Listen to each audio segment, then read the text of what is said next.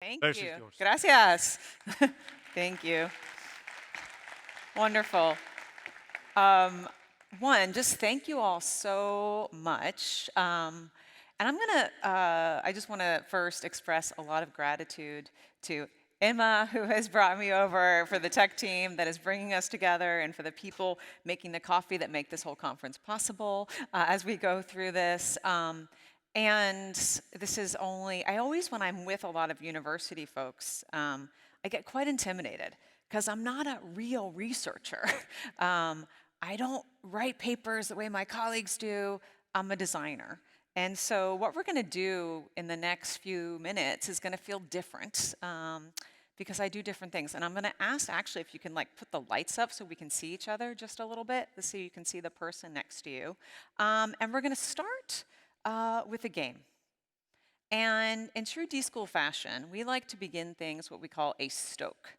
An activity, an idea, an experience that gets us into the mindset that I'm gonna ask you to play with. So if you could turn the lights up just a little bit so they can see each other and I can see you. I'm gonna give you what we call as a headline. Does anyone know what a headline is? Some of you might see. It's something they put in newspapers, right? It's usually the front head of a headline. And what I'm gonna ask you to do is I'm gonna put a headline up there and I want you to complete the headline. And I want you to answer what you think that is. And I'm going to give you 10 seconds with the person next to you to brainstorm an answer. Does that make sense? Thumbs up if that makes sense. All right, I can see your thumbs a little bit with the lights. Okay, so we're going to get started right here. Are you ready? Oh, I don't hear you. Are you ready? Thank you. Okay, first headline. First one. It is the year 2045. That is 20 years from now. Blank is the artist of the year. Who is the artist of the year in 2045? Turn to your neighbor, make up an idea, go.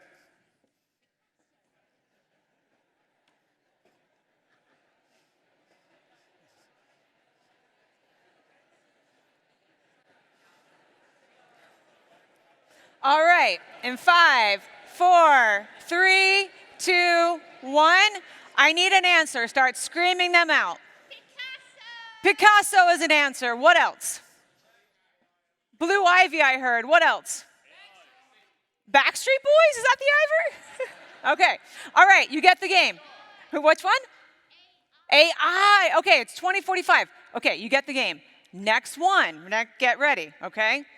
It's the year 2045. Blank is finally solved. 10 seconds with your neighbor. Go.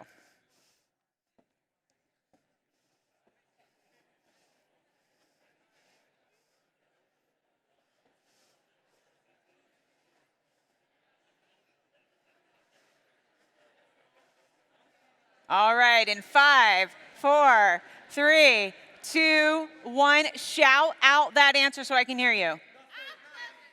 Empathy is solved. Thank you, Maria. What else?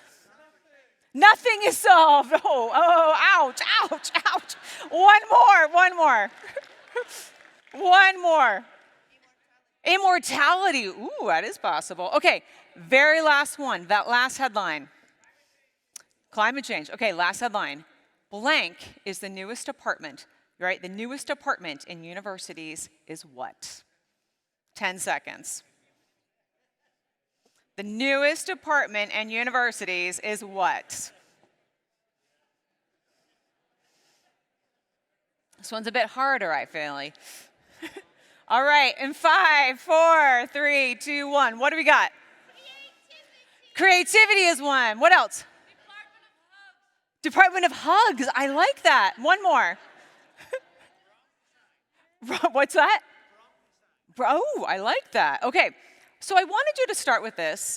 We call this a headline game. It's about the future. Because at the D.school, the biggest thing that we try to do is that we think about, again, a world filled with imagination, human ingenuity, and innovation.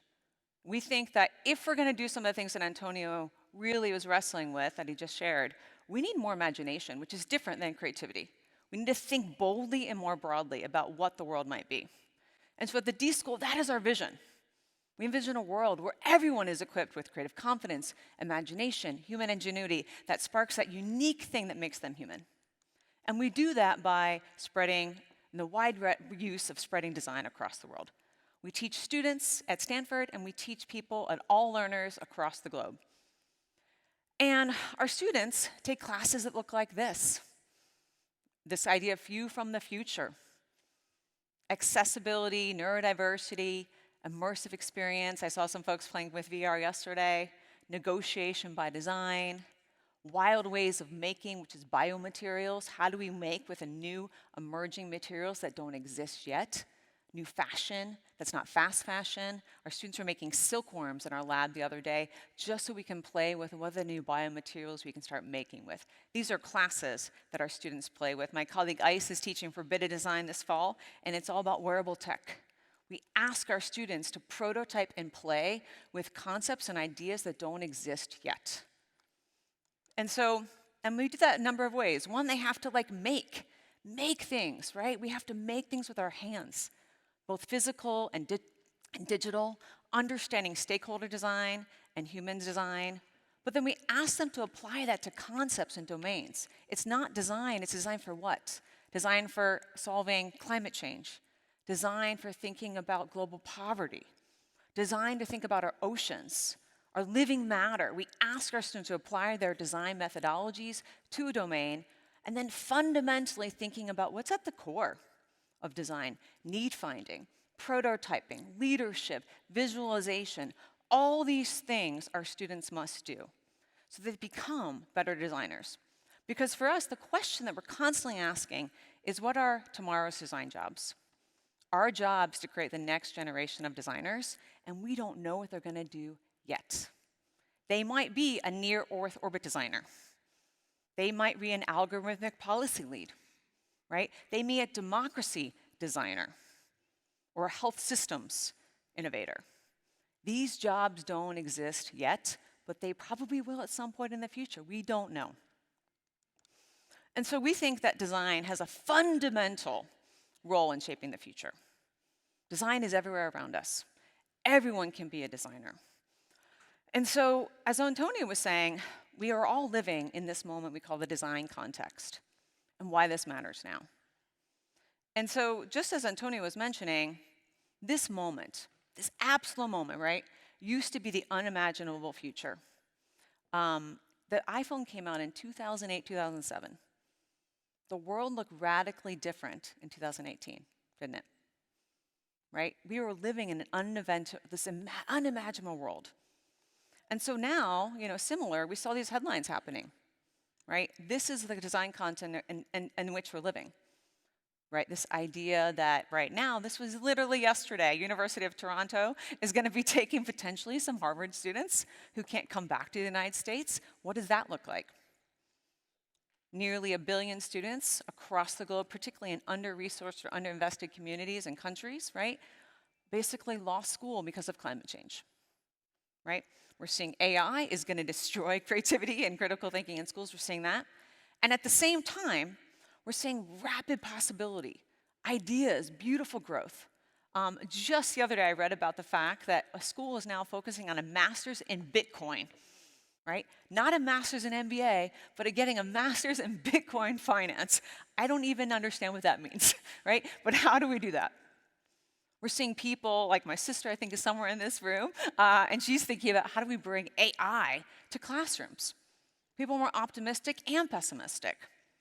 And then we're seeing all these advancements, right, in AI tutors, ChatGPTs. Some of that is really helpful to people, especially for emerging bilingual students, people struggling with neurodiversity, learning disabilities. All those have that unique, massive possibility, right?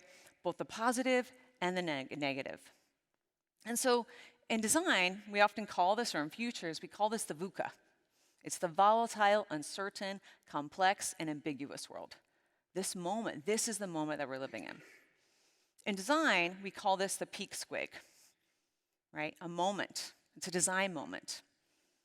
And in design, we call this is part of the design process where both everything you know or thought you knew gets challenged. There's both maximum possibility, right, and boundless ambiguity. And uncertainty and ambiguity is actually quite different, right? There's no clear path forward. And the peak squig looks like this, right? It looks like this. It often feels like this, right? Yikes, oh my gosh, wow, eventually yes. And so when we're in these maximum moments, maximum possibility and boundless ambiguity, it requires us to embrace divergent thinking. Some of you are creatives in here. I know you teach creativity, so you understand the difference between convergent thinking, divergent thinking. And divergent thinking, for those who are new to it, is the ability to explore many possible solutions to a problem rather than focusing on one single conventional answer, right? It is that idea like anything is possible, seeing multiple approaches to figure that out. We need more of that in this moment, right? Not certainty, not direction.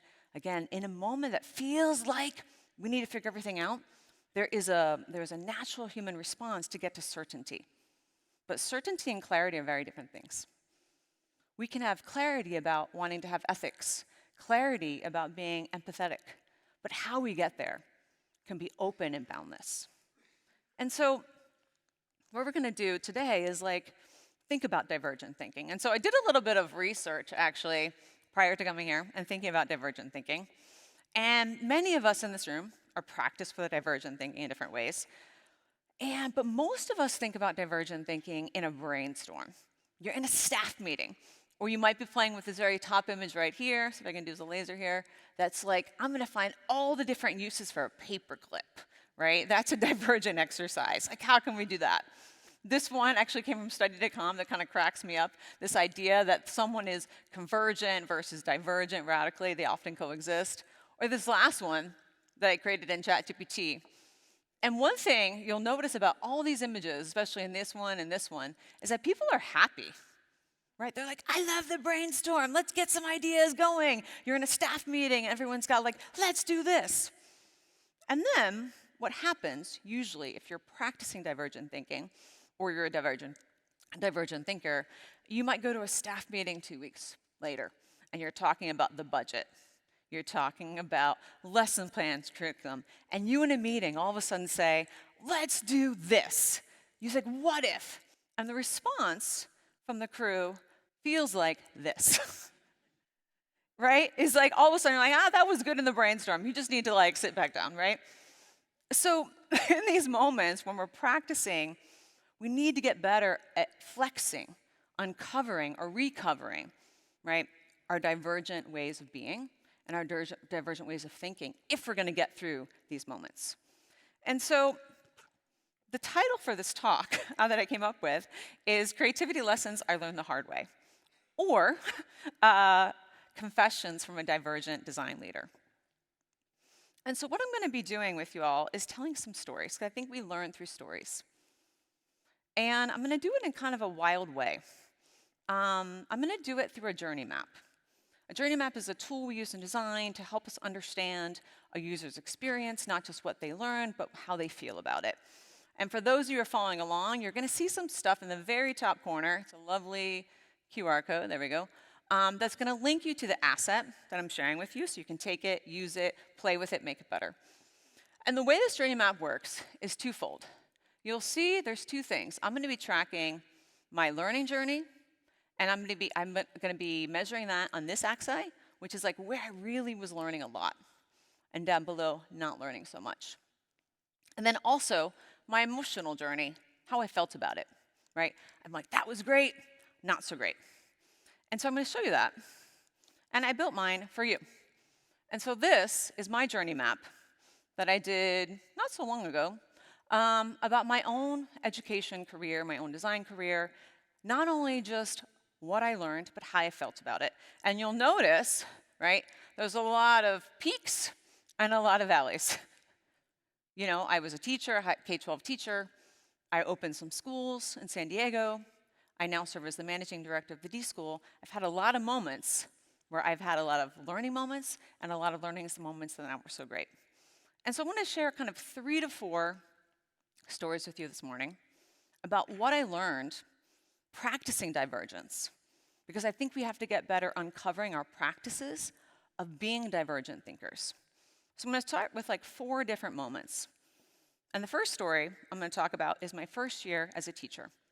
And it starts with a trapper keeper. Y'all remember these? Some of you, thank you in the back, yes, kind of an 80s thing.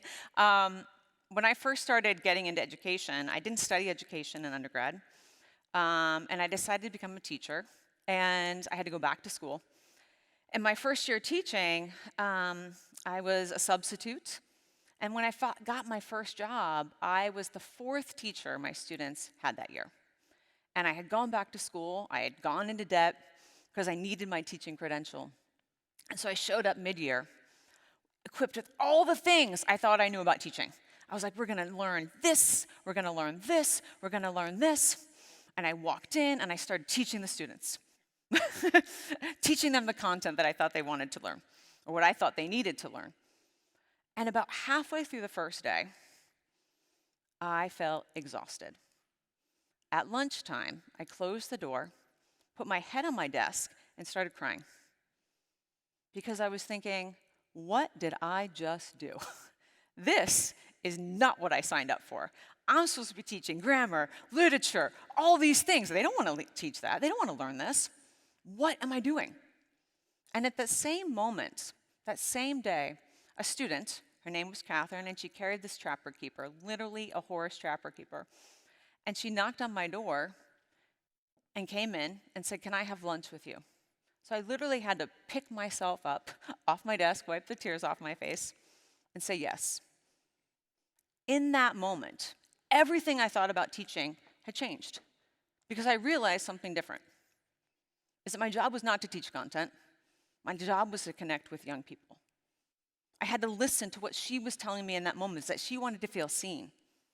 She wanted to feel heard. She wanted to make a connection.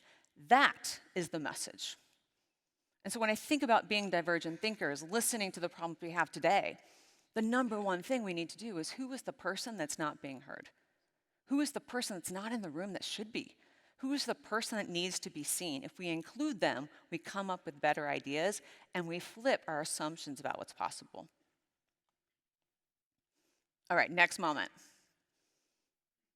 So this one is always fun for us as researchers because we love our questions, right? We love the questions that we focus on. And so this was about, I'd say, a year or two or so when I had been at the design school, and we started to take on design projects. These projects about what challenges we want to uncover. And it was about this one, right? Educators must prepare students to thrive in a world that does not exist yet. How many people have heard this before? Raise your hands. I see a lot of you, I'm sure. I've been at conferences, and people are always asking me how to do this. And when we started doing this project, we realized that actually that's a really hard question to solve. We can't actually answer this question. Research out of Stanford University's Longevity Institute suggests that young people born today will about live to 100, depending on demographics, and have 5 careers in their lifetime. 5. Research also suggests that we treat our future self like strangers. Our brains are actually not wired right away to think about the future. We're thinking about maybe 5 years out. If you look around the room and you think about yourself, we treat our future self as a stranger to us completely, right? You look around, maybe that's why we don't save for retirement sometimes. We have trouble losing weight. We have trouble going to the doctor, all these things, because we can't connect with our future self. And so we were looking at this question. We're like, what if we just flip this question? What if we pretended like we can't prepare people? What if we just get rid of that assumption, as if we know how their lives are going to unfold, and switch it to this? What if we moved? What if we forget about preparing people as if we know how their future is going to unfold, to cultivating learners who can shape the future? Active agency, agentic people who are not just basically reacting to the jobs, but building the domains of the future. And so that resulted in a project that called our Futures Project, where we developed 5 approaches for approaching the future differently. Right? Building empathy for the future. How do we think of ourselves as ancestors to education? Ancestors to our planet. What might we do differently? How do we trace change over time? Antonio was showing you trends, headlines, signals. All of those are signals to how the world might unfold. How do we get better at noticing them, synthesizing them, and seeing the driving forces that might come up so that we can not only get in front of them, but also build around them, right? This idea of trend casting. Our students can do that. How do we think about seeking visions of coexistence, right? Not just thinking about diversity, equity, inclusion, but coexisting with both people and the planet. What might we make then? This idea of capacity to see in multiples, one approach, right? And then this last idea of world building. I'm a big sci-fi junkie. Anyone love Star Wars in this room? Probably a handful of you. Thank you. And what I love about those sci-fi experiences is that they build a different world for us, right? They show you different versions of the future. No one, right, is an expert in the future. No one knows what's going to happen, but we all have the capacity to shape it. We all have the capacity to see different versions of the future. And in this one, we think about at the D.school, you know, our job is not to help our students, right, prepare for some job that they think they're going to have. It's to build a different world. And one thing, you know, I started my teaching in 1999. I'm getting up there. And one thing I've learned in the 20 plus years is that young people surprise you. What you thought someone was going to do, right, when they graduated high school, college, is radically different than what they're doing today. And I think one of the biggest things, if we're going to do, you know, the stuff that Antonio talked about, we have to get rid of this idea of over-prediction and underestimating people. I think our biggest challenge in universities, K12, is we often over-predict the path in which people might take and underestimate their capacity to tackle new challenges. That is the single biggest problem, I think, in any kind of educational system. We track them, and then we think that's how their lives are going to unfold. And all of us who've been with people know that people surprise us, and they should surprise us. So how do we do that? And so for me, this big thing is how do we flip the questions? How do we take the question, flip the assumptions, and approach it radically different? That's what divergent thinkers do. We take the question and assume that is not even the right question. Let's find a different question to ask. That is how we get through these moments. All right, next moment. This one. So for those of you who love design, we call them design challenges. And often when you're taking on design challenges, you design for what we call the pain point, the moment that is really painful for people. And usually they're somewhere in this range. If we were doing a design sprint today, I might have you understand my designer imposter syndrome better. When I first came to the D.school, I was like, I don't understand design. And then my ED was like, you're the director of the K12 Lab. I'm like, yeah, but I don't understand design. And so we all have these moments. I might run a design sprint with that. Like, what was that for me in that moment? But when we started doing scaling, we can do a couple things in design. One, yes, we can design for the pain points, the design challenges that are around us. Absolutely. And we can also design for the peak points, right? The bright spots, as Dan Heath says, right? The moments that are actually working. And so we call that kind of bright spots. And so we can change how we think about traditional problem solving. You know, in most problem solving, we often talk about what's wrong, who's not doing it, kind of a deficit mindset, right? We can understand the root cause analysis, speaking love language of those who like improvement science here, right? We can find external solutions, and then we can scale them. That is the traditional approach to problem solving. But what if we flip that? And instead, we ought to ask, like, well, who's doing it well, right? What's right here? What is the asset mindset? Who's doing this well, right? And we can begin with, like, well, where is that happening and why? What are the behaviors, mindset, conditions, and factors that make this bright spot a bright spot? When we started this project, we did a prototype in a class where we were looking at what we call the FAFSA, which is the Federal Student Loan Application. And we looked across schools, and we taught a class on it, and we tried to figure out why one school within San Diego performed better, given the same demographics of students, than the other. And we did a research, and we had students do empathy work, we interviewed teams, we watched behavior. And we uncovered one really interesting thing, the fact that this one school had a 90% FAFSA rate completion in the United States.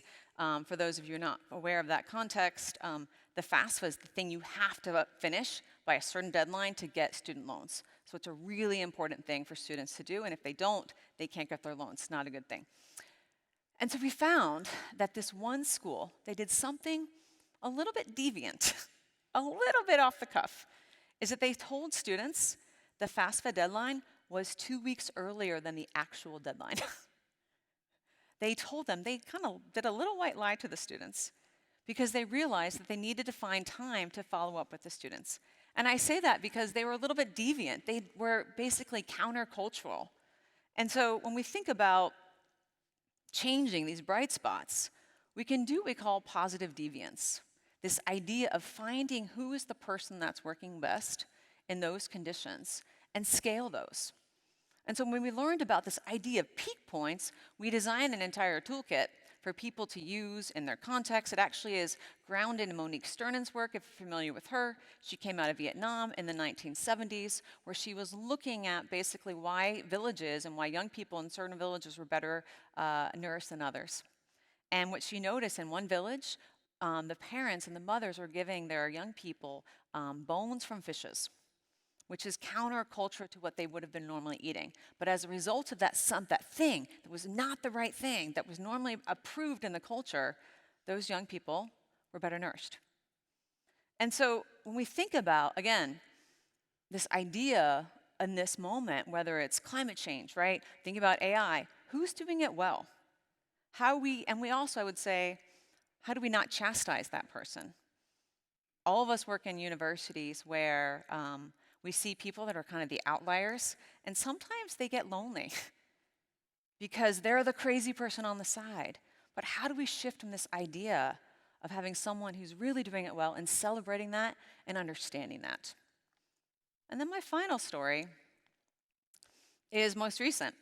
You know, I became the managing director of the D.school in 2020, 2021, right around then, and I started managing a design school. My first job was to redesign the design school with designers. Very meta right there. And so designers don't like to be controlled. There are a lot of divergent people that want to do crazy, wild things. And I was helping to redesign the design school at the height of COVID, right? Massive budget cuts, racial reckoning. There's the height of George Floyd in the United States. And so my job was to do that. And so how do I take a group of divergent thinkers on the path together? And so I asked my team to go on an exploration with me. We spent a year, almost 18 months actually, spending time exploring, researching, looking at all possible approaches, not just AI, right, to how we build our design program, how we strip an old curriculum and get rid of it. We spent time in the exploration zone, just asking what if, and then taking those what ifs and turning into a point of view, a POV, if you will, to understand, well, what is our unique contribution to this area? How might we do this? And then lastly, we spent time testing and prototyping, right? And we're never done. You know, these are artifacts actually from this last year, where I brought my team together because we didn't know if we're done yet. And I asked them to bring work in. What does it look like when we're doing this work? How do we get better as a community? What does our values look like in action? Just what that is, the work itself is the values. They speak for themselves. And so for me, this big one is, how do we do this idea of convergent constellations? All of us are university folks. Many of us, or some of us are in business. We have some K12 people as well. And so we need to create opportunities where we have people pulling from the edges, right? But bringing together what we call convergent constellations. These communities of learners, right? Divergent thinkers that are radically exploring, but creating space for them to come together, to learn, to think, to grow, and to build. That is how we get through these peak swig moments. And so I'm going to ask you, how we think about this, because in this moment, it's not just about lots more ideas, right?